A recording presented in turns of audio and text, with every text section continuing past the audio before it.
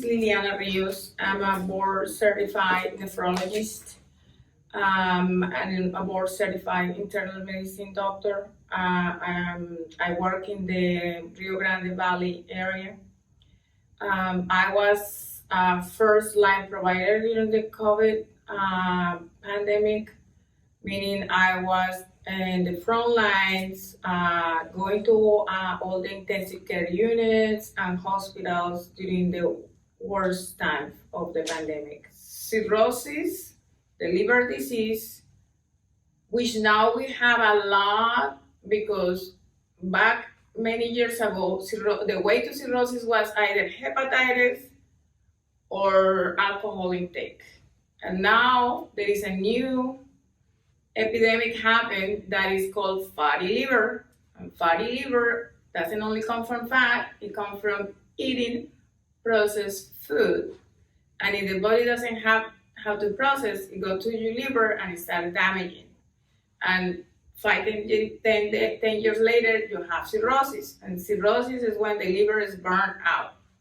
People with cirrhosis also have bad outcomes.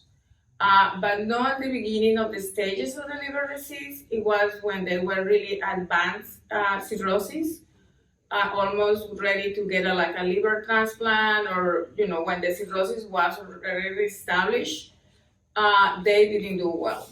So prevention again, and I will repeat this in this recording, is prevention.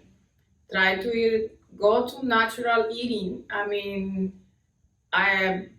Try to exercise, but eating is the most important part. Let's go back to the basics when people used to cook at home and eat at home and treat yourself out to dinner only for special occasions.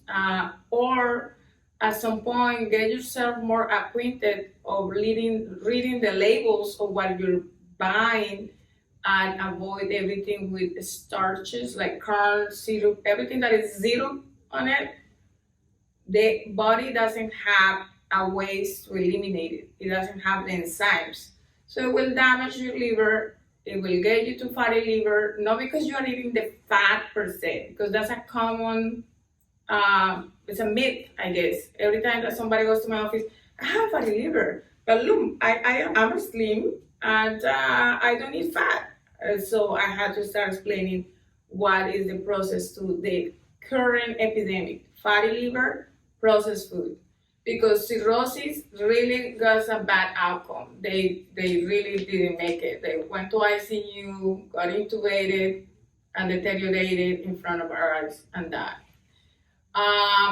Liver in the Hispanic population and in the Black population was even worse.